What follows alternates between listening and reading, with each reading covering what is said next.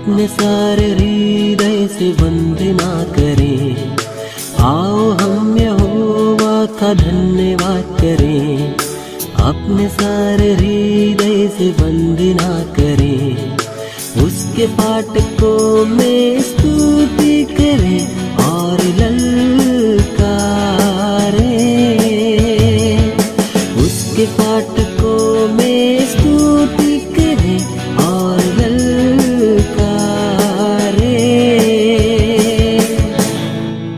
जिसने बनाया हमें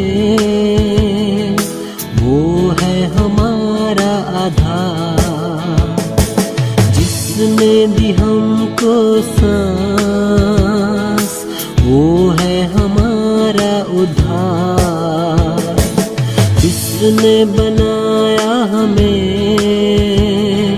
वो है हमारा आधार, जिसने दी हमको सांस वो है हमारा उद्धार। उसकी हो जय जय हो आराधना, वो है सबों का प्रधान। उसकी हो जय जय हो आराधना, वो है सबों का प्रधान। आओ हम यहोवा का धन्यवाद करें, अपने सारे हृदय से वंदना करें। आओ हम यहोवा का धन्यवाद करें, अपने सारे हृदय से वंदना करें।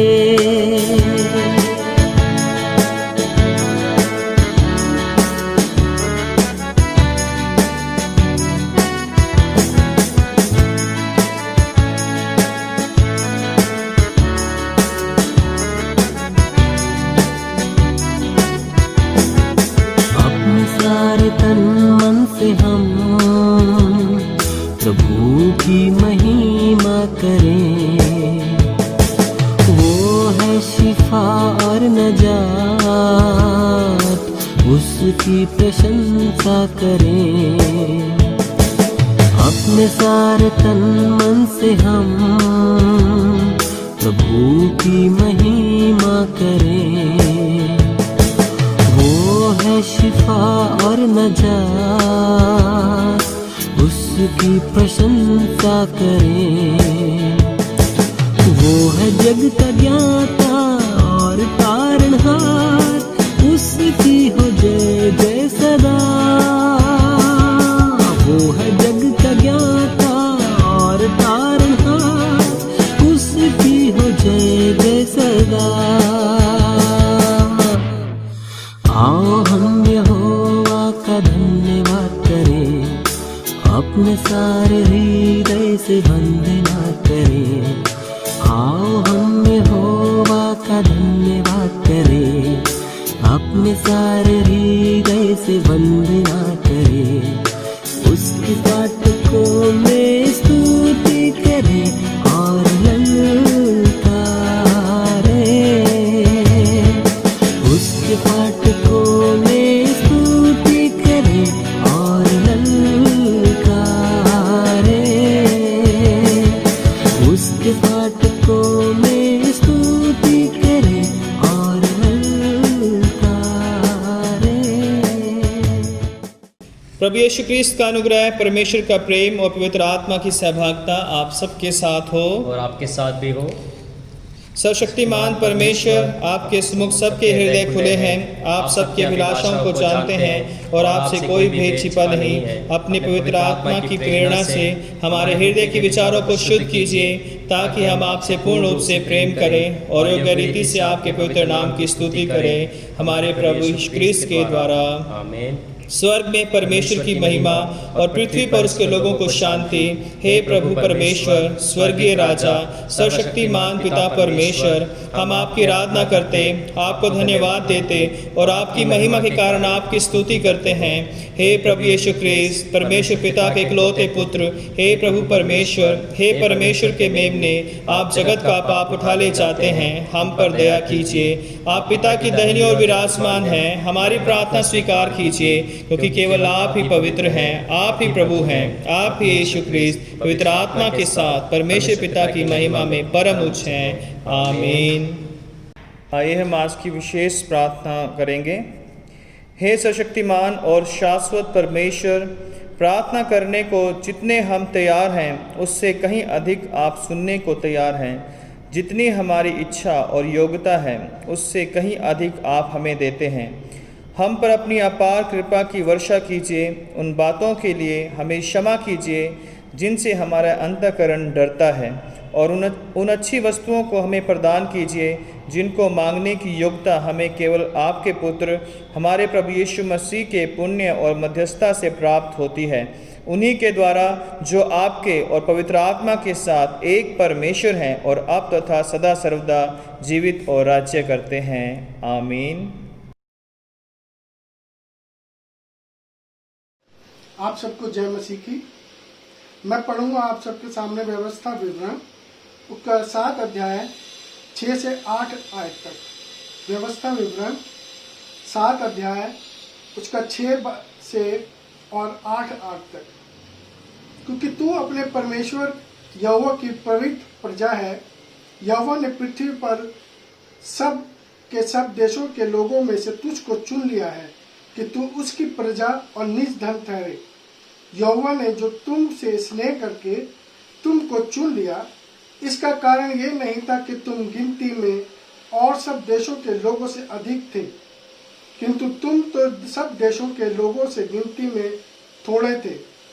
यहोवा ने जो तुमको बलवंत हाथ के द्वारा दासत्व के घर में से और मिस्र के राजा फिरौन के हाथ से छुड़ाकर निकाल लिया, इसका यही कारण है कि वह तुमसे प्रेम रखता है और उस शरण को भी पूरे करना चाहता है जो उसने तुम्हारे पूर्वजों से खाई थी।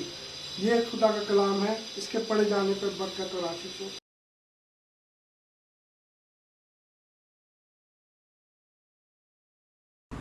सभी को जय मसीह की। मैं बाइबल में से वचन संहिता 16 पढ़ूंगा।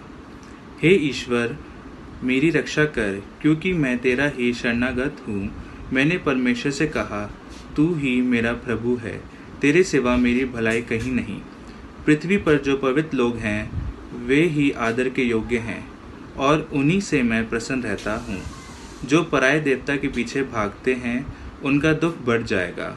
मैं उनके लहू वाले अर्थ नहीं चढ़ाऊँगा और उनका नाम अपने होठों से नहीं लूँगा। यहोवा मेरा भाग और मेरे कटोरे का हिस्सा है। मेरे भाग को तू स्थिर रखता है। मेरे लिए माप की डोरी मन भावने स्थान में पड़ी और मेरा भाग मन भावना है। मैं यहोवा को धन्य कहता हूँ, क्योंकि उसने मुझे सम्मति दी है, वरन मेरा मन भी रात में मुझे शिक्षा देता है। मैंने यहोवा को निरंतर अपने सम्मुख रखा है, इसलिए कि वह मेरे दाहिने हाथ रहता। मैं कभी न डगमगाऊंगा। इस कारण मेरे हृदय आनंदित और मेरी आत्मा मगन हुई। मेरा शरीर भी चैन से रहेगा, क्योंकि तू मेरे प्राण को अधलोक में ना छोड़ेगा, ना अपने पवित्र भक्त को सड़ने देगा। तू मुझे जीवन का रास्ता दिखाएगा। तेरे निकट आनंद की भरपूरी है, तेरे दाहिने हाथ में सुख सर्वदा बना रहता है। वचन के पढ़े और सुने जाने पे आशीष मिले।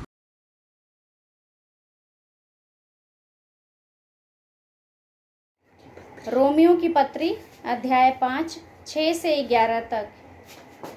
क्योंकि जब हम निर्बल ही थे तो मसीह ठीक समय पर भक्तिहीनों के लिए मरा। किसी धर्मी जन के लिए कोई मरे ये तो दुर्लभ है, परंतु हो सकता है किसी भले मनुष्य के लिए कोई मरने का भी साहस करे। परंतु परमेश्वर हम पर अपने प्रेम की भलाई इस रीति से प्रकट करता है कि जब हम पापी ही थे तभी मसीह हमारे लिए मरा। अतः जबकि हम अब उसके लहू के कारण धर्मी ठहरें तो उसके द्वारा परमेश्वर के क्रोध से क्यों न बचेंगे। क्योंकि बैरी होने की दशा में उसके पुत्र की मृत्यु के द्वारा हमारा मेल परमेश्वर के साथ हुआ, तो फिर मेल हो जाने पर उसके जीवन के कारण हम उद्धार क्यों न पाएंगे। केवल यही नहीं, परंतु हम अपने प्रभु यीशु मसीह के द्वारा, जिसके द्वारा हमारा मेल हुआ है, परमेश्वर में आनंदित होते हैं। यह परमेश्वर का पवित्र वचन है। इसके पढ़े और सुने जाने से हम सबको आशीष मिले। आइए हम सुसमाचार वचन में जाने से पहले एक गीत गाएं।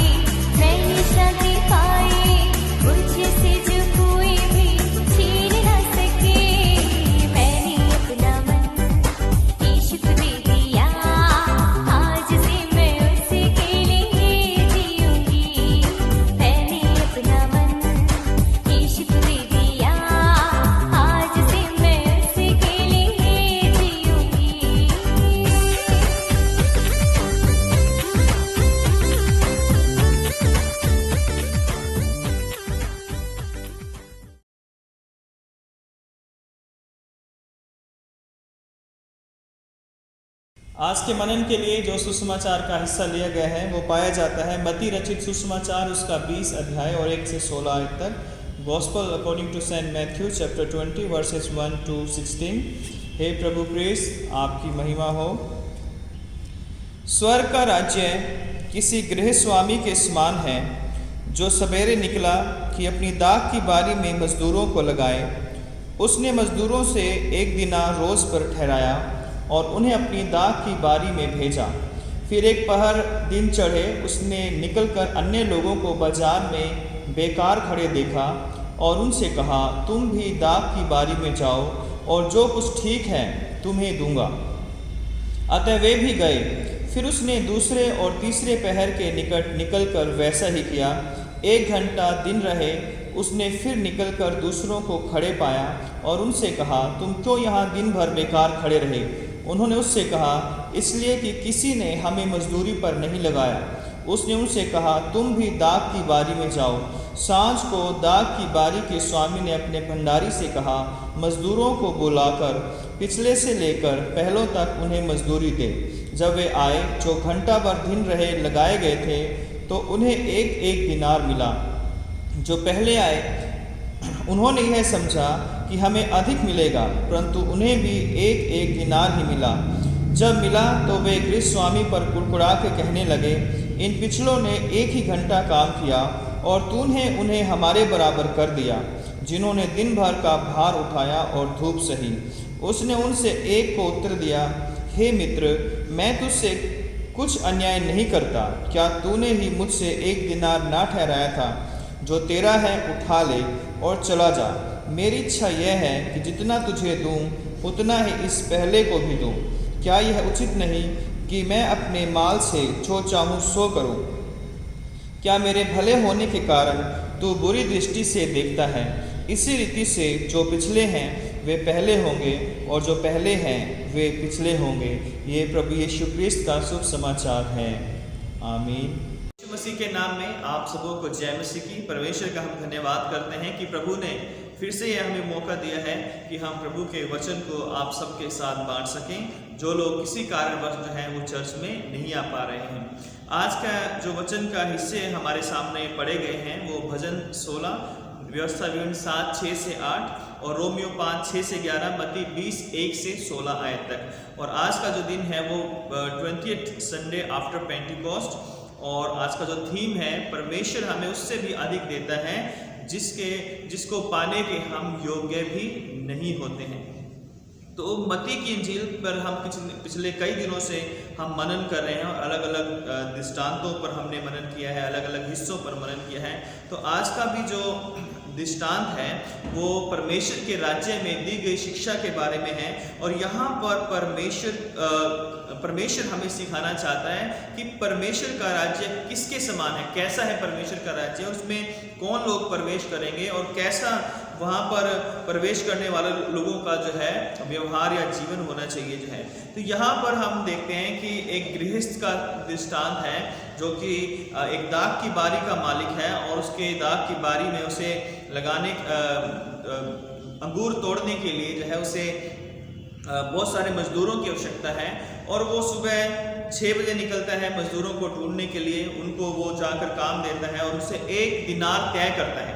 उसके बाद लिखा हुआ है कि वो फिर थोड़े दिन चढ़े जो है फिर एक दिन चढ़े निकल कर औरों को बाजार में देखता है, उन्हें भी वो कहता है कि जाकर मेरे जो है बगीचे में बारी में जाकर काम करो। उसके बाद फिर वो तीसरे पहर में जाता है, उसके बाद फिर वो जो है इसी तरह से शाम तक जो है 6ठे घंटे में फिर जाता है, 9वें घंटे में वो जाता है और जो है उसके बाद 11वें घंटे में जाकर जो है वो लोगों को मजदूरी पर रखता है। तो जो तीसरा घंटा है वो लगभग 9 बजे, जो छठा घंटा है लगभग 12 बजे और जो 9वां घंटा है वो लगभग 3 बजे और जो 11वां घंटा है वो 5 बजे को, शाम के 5 बजे को दर्शाता है। और यहूदियों के अनुसार जो है 6 बजे दिन का समाप्त हो जाता है और अगला दिन जो है वो शुरू हो जाता है। तो यहाँ पर इस दृष्टांत में हम देखते हैं कि जब वो शाम को जो है शाम हुई तो जो मालिक था उसने अपने मैनेजर को, अपने जो सेवक था उसको बोला कि सबको जो है मजदूरी दो। तो उसने जो पिछले से लेकर पहले तक सबको मजदूरी दी और उसने जो 5 बजे आए थे उनको 1 दिनार दिया। और यह देखकर जो सुबह 6 बजे आए थे वो ये बड़े खुश हुए कि शायद हमें इससे अधिक मिलेगा, परंतु जब उनकी बारी आई तो उन्हें भी 1 दिनार दिया गया। और जब उन्हें 1 दिनार दिया गया तो वो लोग बड़े क्रोधित हुए, गुस्सा हुए कि हमें इनके बराबर कैसे कर दिया, हमने दिन भर काम किया, हमने धूप सही और ये लोग जो 5 बजे आए इन्हें जो है इन्हें भी 1 मिला और हमें भी एक ही मिला। तो उन्होंने कहा कि हमारे साथ अन्याय हो। लेकिन उस जो घर का जो स्वामी था उसने जो है उन्हें कहा कि तुम्हारा जो कुड़कुड़ाना है, तुम्हारा जो क्रोध करना है वो उचित नहीं है। और जो है मेरी इच्छा है, जो मेरा पैसा है, मेरा माल है, जैसा मैं उसे चाहूँ करना वो मैं उसे कर सकता हूँ है। और उसने कहा कि मैंने तो तुमसे 1 ही दिनार ठहराया था, तो अब तुम क्यों इस बात पर जो है बहस या झगड़ा करते हो, क्योंकि तुम्हारी मजदूरी जो तुमसे तय गई थी वो तुम्हें मिल चुकी है। तो इस प्रकार हम देखते हैं कि यहाँ पर इस दृष्टांत के द्वारा हम परमेश्वर के विषय में और परमेश्वर के न्याय के विषय में और परमेश्वर के अनुग्रह के विषय में हम यहाँ पर देखते हैं। तो सबसे पहले हम यहाँ पर देखते हैं कि here we can see the infinite compassion of God for the all people। परमेश्वर का अनंत जो प्रेम है वो सब लोगों के लिए देख सकते हैं। अगर हम पद 1 से 7 तक पढ़ते हैं तो यहाँ पे इन्फिनिट कंपैशन ऑफ गॉड हम यहाँ पर देखते हैं कि परमेश्वर का जो अनंत प्रेम है। यहाँ पर जब गृहस्थ का स्वामी जो है जब जाता है तो जितने भी मजदूर उसे मिलते हैं वो उन मजदूरों को काम पर लेकर आता है। बेरोजगारी जो है वो दुनिया की सबसे बड़ी समस्या है और भारत के अंदर भी जो है बेरोजगारी एक बहुत बड़ी समस्या है और लाखों करोड़ों लोग जो है बेरोजगार हैं भारत के अंदर। और खासकर इस कोविड-19 की महामारी से कितनी इंडस्ट्रीज बंद हो गई, फैक्ट्रियां बंद हो गई, कंपनीज बंद हो गई, छोटे छोटे जो उद्योग धंधे थे, जो काम थे, वो सब बंद हो गए हैं। लोग जो है बेरोजगार हैं, लोग जो हैं उनके पास काम नहीं है। और हमने देखा कि किस तरह हजारों मजदूर सड़कों पर काम ना होने की वजह से जो है वो सड़कों पर पैदल वो लोग चले जो है, और उसके बाद कितने लोग मारे गए, कितने लोग जो है, कितने लोगों के घर बर्बाद हो गए जो है इस लॉकडाउन की वजह से या कोरोना की वजह से। और इससे पहले भी हम देखते हैं कि बहुत सारे लोग हमारे देश में जो है बेरोजगार थे, और अब जो है ये बेरोजगारी पूरे वर्ल्ड के अंदर जो है ये एक भयानक रूप में छाई हुई है। तो यहाँ पर भी हम देखते हैं कि बहुत सारे बेरोजगार लोग यहाँ पर सुबह से शाम तक खड़े रहते थे, और उन्हें कईयों को काम मिलता था, कईयों को काम नहीं मिलता था। और इसलिए यहाँ पर हम परमेश्वर के उस अनुग्रह को देखते हैं, उस परमेश्वर के उस प्रेम को देखते हैं कि परमेश्वर जब उस गृहस्थ जो है उस जो है चौराहे पर गया जहाँ पर लेबर थी, तो उसने हर व्यक्ति को कहा कि तुम यहाँ क्यों खड़े हो। उन्होंने कहा हमें कोई काम नहीं मिला। उसने कहा कि जाओ जो है मेरी बारी में काम करो, जाकर मेरी दाखलता की जो बारी है जो है बाग है उसमें जाकर दाखें तोड़ने का काम करो। तो यहाँ पर हम परमेश्वर के बहुत बड़े प्यार को देखते हैं। ये मजदूर हमें भी दर्शाते हैं, क्योंकि जो गृहस्थ है वो परमेश्वर है, दाख की बारी स्वर्ग का राज्य है, और मजदूर संसार के सभी लोगों को दर्शाते हैं। वो मुझे और आपको दर्शाते हैं जो उसकी बारी में काम करने के लिए हमें बुलाया गया है। परमेश्वर की बुलाहट पूरे संसार के लिए है, उसकी बुलाहट उसके असीम प्रेम को दर्शाती है। परमेश्वर नहीं चाहता कि कोई भी व्यक्ति व्यर्थ रहकर अपना जीवन बिताए और वो नरक की आग में डाला जाए, लेकिन परमेश्वर की प्रेम के कारण उसकी बुलाहट सबके लिए है कि हे सब परिश्रम करने वालों, बहुत से दबे हुए लोगों, मेरे पास आओ, मैं तुम्हें विश्राम दूंगा। परमेश्वर अति करुणामय, अति दयालु, अति अनुग्रहकारी परमेश्वर है, और वो चाहता है कि सब लोगों को जीवन में जो है वो अनंत जीवन मिले। और ना केवल परमेश्वर उस जीवन की बात करता है, वो इस जीवन में भी बात करता है कि जहाँ पर हजारों लोग बेरोजगार मजदूर हैं, उनके लिए भी परमेश्वर का ये संदेश है कि उनको भी काम मिलना चाहिए। वो दिन भर सड़कों पर ऐसे ही खड़े रहने नहीं चाहिए। उनके परिवार के लिए, उनके जीवन यापन के लिए जरूरी है कि उन्हें काम दिया जाए। तो यहाँ पर हम इस गृहस्थ के या हम कहें कि परमेश्वर के बहुत महान जो काम है या उसकी दया है, उसके प्रेम को हम देखते हैं। दूसरी बात यहाँ पर हम देखते हैं कि we can see God's grace is beyond our imagination है। परमेश्वर की जो दया है वो हमारी सोच से कहीं अधिक बढ़कर है। वर्ष 8 और 9 में हम देखते हैं कि शाम को जो है वो दाख की बारी के स्वामी ने अपने भंडारी से कहा, मजदूरों को बुलाकर पिछलों से लेकर पहले तक उन्हें मजदूरी दे दो। सो जब वे आए जो घंटा भर दिन लगाए गए थे, तो उन्हें एक दिनार मिला है। तो यहाँ पर हम देखते हैं कि परमेश्वर हमारी सोच से बढ़कर हमारे लिए आशीषें और बरकतें हमें देता है। क्योंकि जो पहले मजदूर आए थे उनके लिए 1 दिनार तय किया गया था, लेकिन जो 5 बजे आए, जो 3 बजे आए, जो 12 बजे आए, जो 9 बजे आए, उनसे कुछ भी तय नहीं किया गया था। और उनके काम के अनुसार जो है उन्हें केवल 1 घंटे का जो मजदूरी है या पैसा उन्हें मिलना चाहिए था, लेकिन उन्हें जो है पूरे 12 घंटे या पूरे दिन का जो है पैसा उन्हें दिया गया, जबकि काम केवल उन्होंने 1 घंटा ही किया था।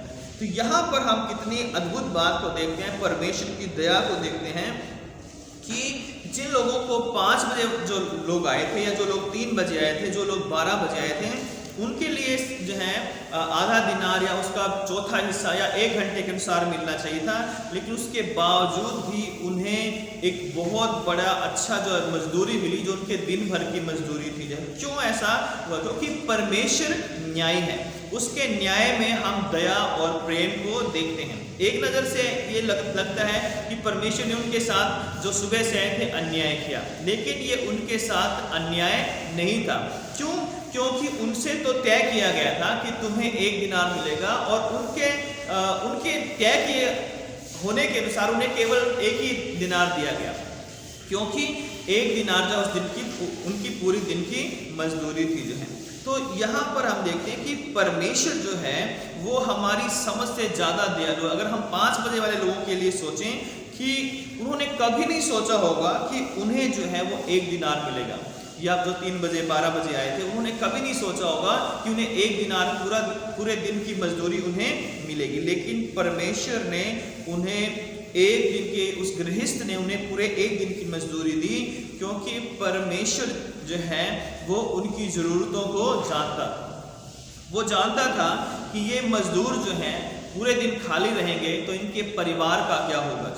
वो गृहस्थ जानता था कि 1 दिन की मजदूरी केवल 1 दिन के भोजन के लिए ही जो है इस्तेमाल होती है। तो अगर मैं इन्हें 1 घंटे के पैसे दूंगा तो इनका परिवार जो है भूखा मरेगा, इनके बीवी बच्चे जो है आज वो भोजन नहीं कर पाएंगे।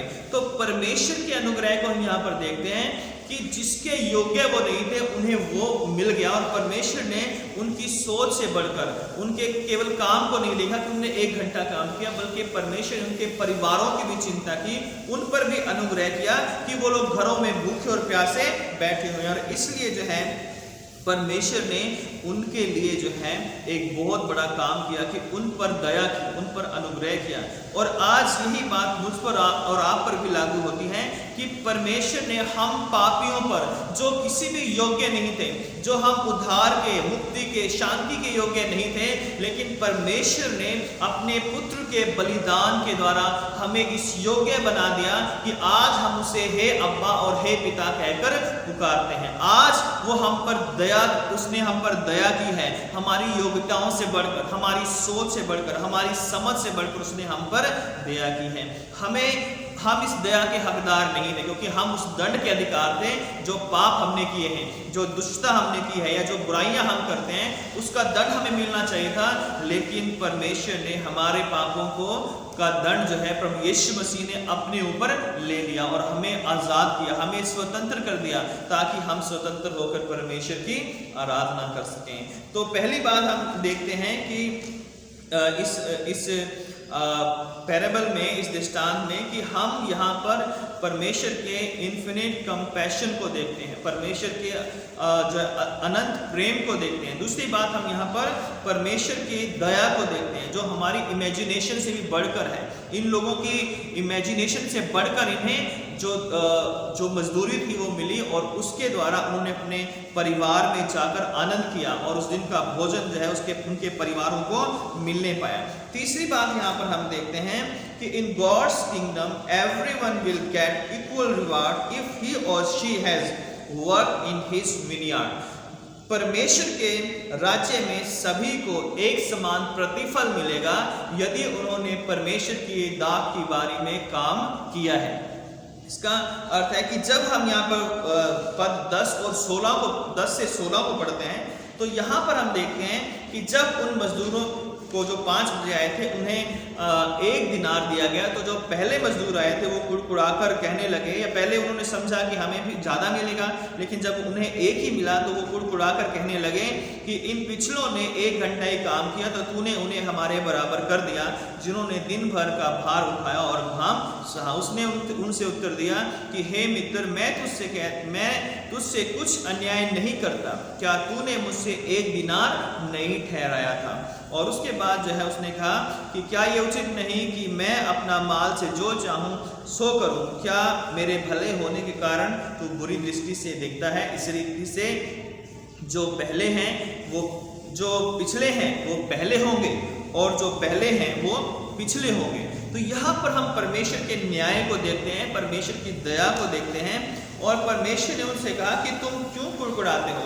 मैंने तुम्हारे साथ कोई अन्याय नहीं किया है, मैंने तुम्हारे साथ कोई बुराई नहीं की, क्योंकि मैंने तुम्हारे साथ 1 दिनार ठहराया था और तुम्हें 1 दिनार मिल गया। अब ये मेरी इच्छा है कि मैं जिसको जितना देना चाहूँगा। तो यहाँ पर हम देखते हैं कि ये जो पहले वाले लोग जो हैं वो यहूदी लोगों को दर्शाते हैं। अगर हम व्यवस्था एवं 7वां अध्याय पढ़ें, वहाँ पे साफ साफ लिखा हुआ है 6 से उसकी 11 आयत तक जो है कि परमेश्वर ने इस्राएलियों को इसलिए चुना कि इसलिए नहीं चुना कि उनके काम बहुत अच्छे थे या वो बहुत योग्य थे या बड़े वो धर्मी थे, परंतु परमेश्वर ने कहा कि मैंने तुम्हें इसलिए चुना है क्योंकि मैं तुमसे प्रेम करता हूँ, है ना। इस्राएली लोग इस बात का अलग मतलब समझे कि हम लोग स्पेशल हैं, हम लोग चुने हुए हैं, हम लोग दुनिया से अलग हैं, इसलिए परमेश्वर केवल हमारा ही है, उद्धार केवल हमारा ही है और मुक्ति केवल हमारी है। और वो सोचते थे कि अन्य जाति जो लोग हैं वो केवल नरक में जाने के लिए ही जो है पैदा हुए हैं, और इसलिए वो अन्य जाति लोगों को जो है कूड़े करकट के समान, जानवरों के समान वो समझते थे और उन्हें जरा सी भी रिस्पेक्ट नहीं देते थे। यहाँ पर परमेश्वर ने, प्रभु यीशु मसीह ने ये क्लियर किया कि यहूदी होना जो है इस बात का सबूत नहीं है कि वो लोग स्वर्ग में चले जाएंगे जो है, क्योंकि परमेश्वर उन लोगों को प्यार करता है या उन लोगों को आशीषित करता है जो उसकी आज्ञाओं को मानते हैं, चाहे वो कितने ही बाद में क्यों ना आए हैं।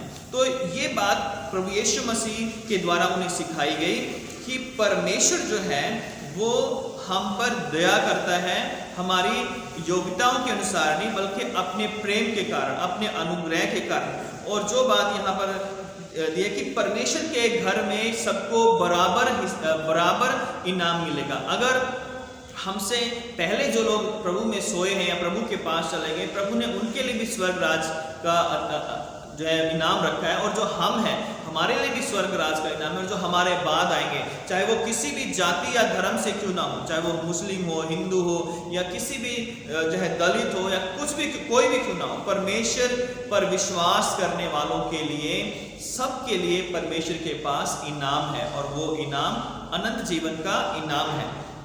हम ये नहीं कह सकते कि हम बचपन से ईसाई हैं, या यहूदियों के संदर्भ में ये नहीं कह सकते कि केवल यहूदी लोग जो कि परमेश्वर के चुने हुए लोग हैं, परमेश्वर को मानने वाले लोग हैं, और केवल वही स्वर्ग में जाएंगे। ठीक है, प्रभु ने उनको चुना है, प्रभु ने उन पर दया की है, लेकिन अगर वो परमेश्वर के राज्य को स्वीकार नहीं करेंगे, उसकी आज्ञाओं को नहीं मानेंगे, तो उनके लिए भी ये गारंटी नहीं है कि वो स्वर्ग में जाएंगे। इसी तरह हम मसीहों के लिए भी, चाहे कितने ही पुराने मसीह क्यों ना हो, हमारे बाप दादा मसीह क्यों ना हो, हम चाहे कितनी पीढ़ियों से क्रिश्चियन क्यों ना हो, यदि हम प्रभु की आज्ञाओं को नहीं मानते हैं, उसके वचनों पर नहीं चलते हैं, तो परमेश्वर के राज्य में हम केवल मसीह होने में या मसीह घरों में पैदा होने के कारण परमेश्वर के स्वर्ग में दाखिल नहीं हो सकते हैं। अगर हम मत्ती 8:10-12 में पढ़ें तो वहां पर भी परमेश्वर प्रभु यीशु मसीह ने उस सूबेदार के विश्वास को देखकर कहा था कि मैंने इस्राएल में भी ऐसा विश्वास नहीं पाया है। और यीशु मसीह ने कहा कि और मैं तुमसे कहता हूं कि वो तेरे पूर्व और पश्चिम से आकर इब्राहिम और इसहाक और याकूब के साथ स्वर्ग के राज्य में बैठेंगे, परंतु राज्य के संतान बाहर अंधियारे में डाल दिए जाएंगे, वहां रोना और दांतों का पीसना होगा। तो वो लोग जो पहले बुलाए गए हैं, अगर वो योग्य नहीं ठहरेंगे, यदि प्रभु की आज्ञाओं को नहीं मानेंगे, परमेश्वर के वचन को नहीं मानेंगे, तो वो बाहर कर दिए जाएंगे। और वो अन्य जाति लोग जो प्रभु को नहीं जानते हैं, अगर वो विश्वास करेंगे और प्रभु यीशु मसीह के उस बगीचे में, इस कलीसिया में काम करेंगे, उसके राज्य में जो पृथ्वी पर है उसके विश्वास योग्य सेवक बनकर काम करेंगे, तो परमेश्वर पहले उन्हें स्वर्ग के राज्य में जगह देगा, क्योंकि उन्होंने विश्वास योग्यता के साथ कार्य किया है। इसलिए जो है प्रभु जो है हमें भी आशीषित करे और अपना अनुग्रह दे, और विशेषकर हमें परमेश्वर के धन्यवादी होना है कि जिसके हम योग्य नहीं थे हमें उससे बढ़कर मिला है।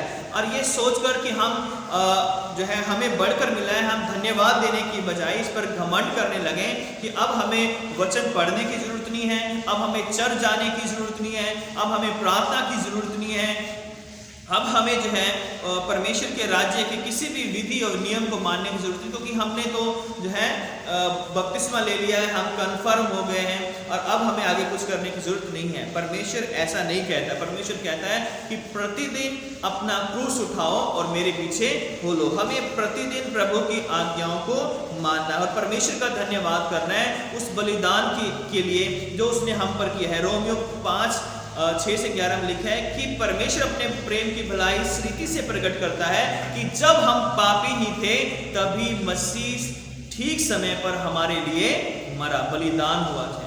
तो प्रभु यीशु मसीह ने हमारे लिए बलिदान दिया है और इसलिए हम प्रभु का बहुत बहुत धन्यवाद करते हैं। इस बलिदान के हम बिल्कुल भी योग्य नहीं थे। हमारे ना काम अच्छे थे, न हमारे अंदर कोई योग्यता थी।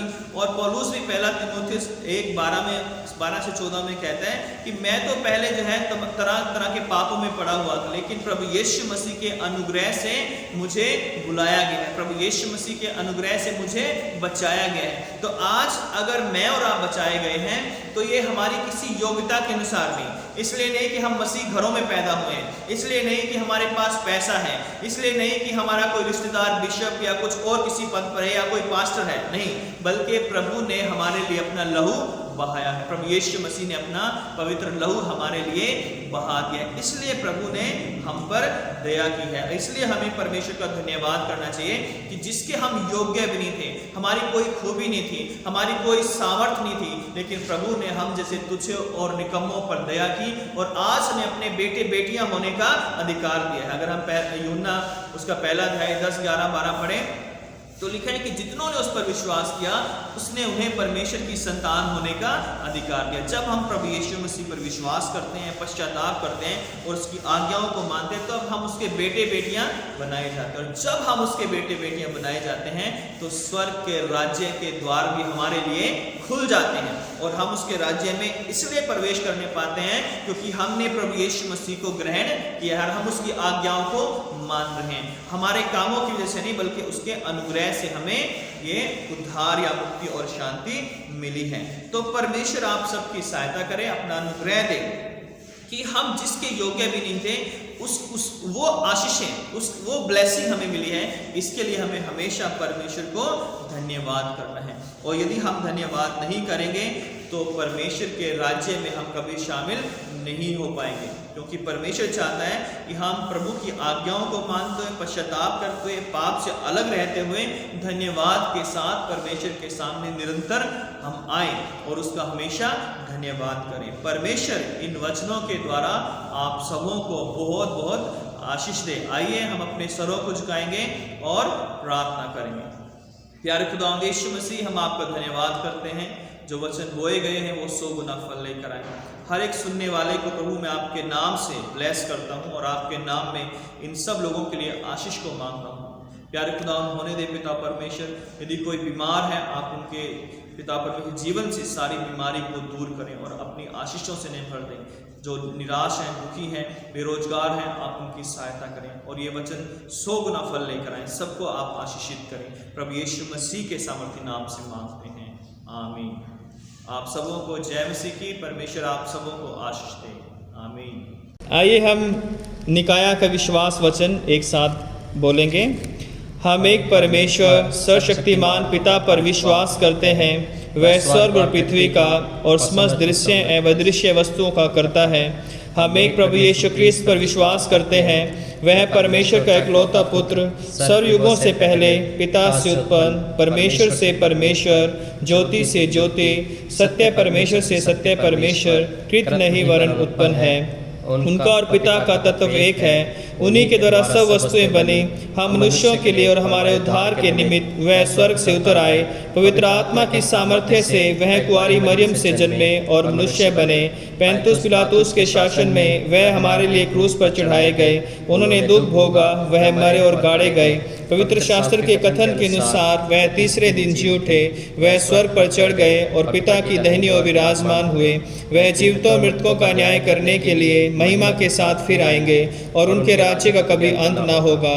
हम पवित्र आत्मा पर विश्वास करते हैं, वह प्रभु और जीवन दाता है। वह पिता और पुत्र से निकलता है, पिता और पुत्र के साथ उसकी आराधना और स्तुति की जाती है। वह नबियों के द्वारा बोला।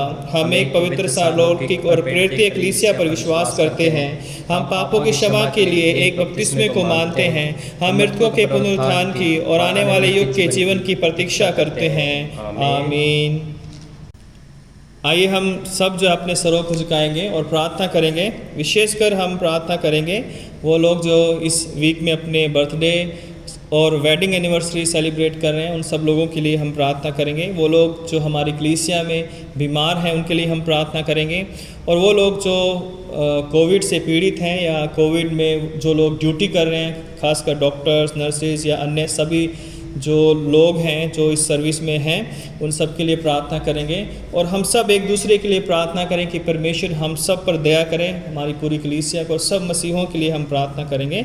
आइए हम अपनी आंखें बंद करेंगे और प्रार्थना करेंगे। सर्वशक्तिमान पिता परमेश्वर, बड़ी दीनता नम्रता के साथ आपके चरणों में आते हैं, आपका धन्यवाद करते हैं जीवन की सारी आशाओं के लिए। अब तक आपने हमें संभाला है, आपका धन्यवाद करते हैं। प्यारे खुदा, इस महामारी में भी प्रभु आपने अब तक हमें सुरक्षित रखा है, बचाए रखा है, आपका धन्यवाद करते हैं। फिर से ये मौका दिया कि हम आपकी आराधना कर सकें, स्तुति कर सकें, आपका धन्यवाद करते हैं। हे प्रभु, विशेषकर हम इस वक्त हम प्रार्थना करते हैं जो लोग भी इस वीक में पिता परमेश्वर अपना बर्थडे सेलिब्रेट कर रहे हैं, वो लोग जो अपनी वेडिंग एनिवर्सरी सेलिब्रेट कर रहे हैं, उन सब के लिए हम प्रार्थना करते हैं। आपका अनुग्रह उन पर हो, आपका पवित्र आत्मा उन पर दया करें मेरे पिता परमेश्वर।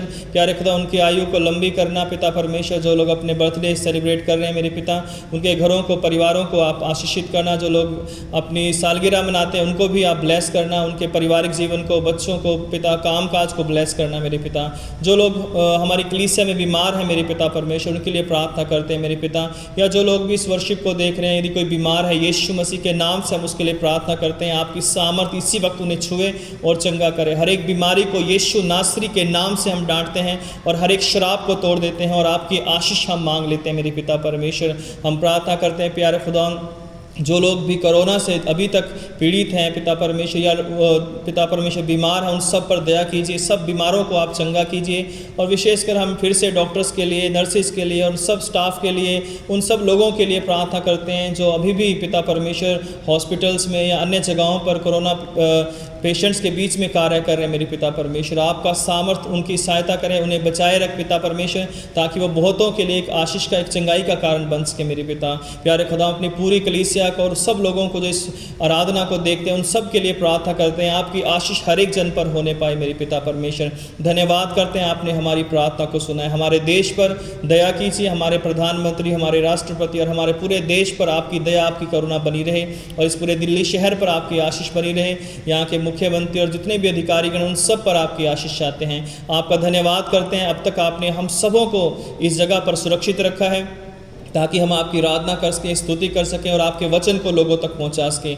आपकी सारी आशीषों के लिए धन्यवाद देते हुए इस प्रार्थना को उद्धारकर्ता प्रभु यीशु मसीह के नाम से मांगते हैं, आमीन। आइए हम पाप अंगीकार की प्रार्थना में जाएंगे। Page number 129 section 17।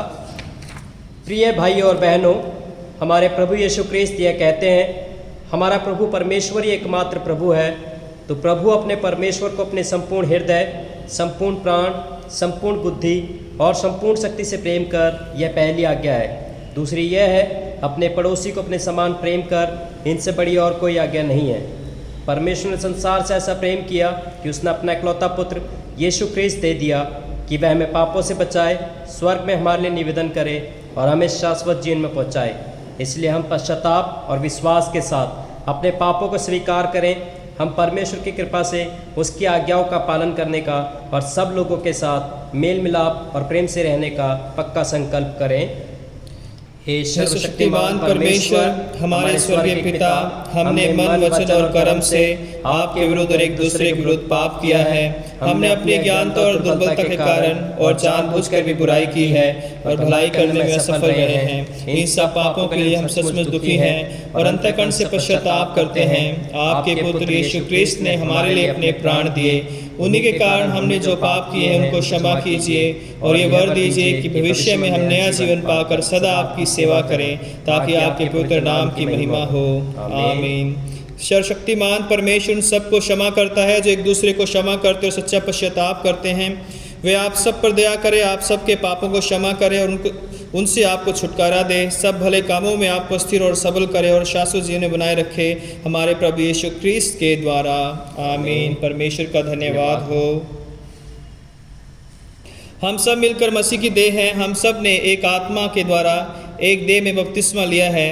हम ऐसे कार्यों में संलग्न रहें जिनसे शांति मिलती और एक दूसरे का निर्माण होता है। प्रभु की शांति सदा आपके साथ रहे और आपके साथ भी रहे। प्रभु यीशु मसीह के नाम में एक बार फिर से आप सबों को जय मसीह की। परमेश्वर का धन्यवाद करते हैं कि अब तक हमने प्रभु की अनुग्रह में बहुत सारी आशीषें पाई हैं और हर संडे की आराधना को हमने अटेंड किए हैं। प्रभु का धन्यवाद हो। और जैसा कि पहले भी हमने अनाउंसमेंट किया था कि हम अपनी ऑफरिंग्स जो है जो हम रेगुलर चर्च में देते थे, अभी भी हमें अपनी ऑफरिंग को जो है अपने घर में नहीं रखना है, बल्कि हमें प्रभु के लिए उसको निकालना है। और उसके लिए जो है हम अपने जो ऑफरिंग है, या तो अपने आपके घरों में ये गुल्लक हैं, आप इन गुल्लक में जो है डाल सकते हैं। आपके पास ये चर्च द्वारा दिए गए गुल्लक होंगे, या आप अपने घर में जो है कोई ऐसा बॉक्स बना सकते हैं और उसमें जो है आप ऑफरिंग को डाल सकते हैं जो है, ताकि जो है जब भी आप चर्च में आते हो और उस ऑफरिंग को, उस गुल्लक को जो है, उस बॉक्स को आप ला सकते हो चर्च में। और हर शाम को जो है पास्टरेट कमेटी के लोग चर्च में होते हैं और संडे को सुबह होते हैं, तो आप कभी भी शाम को या संडे की मॉर्निंग में आकर जो है आप अपनी ऑफरिंग जो है भेंट कर सकते हो। तो ये समय है कि हम अपनी ऑफरिंग जो है प्रभु के नाम में जो है अपने अपने जो गुल्लक हैं हमारे पास या बॉक्स है उनमें हम डालेंगे जो है। आइए हम एक गीत गाएं, इस दौरान हमारी भेंट एकत्रित की जाएगी।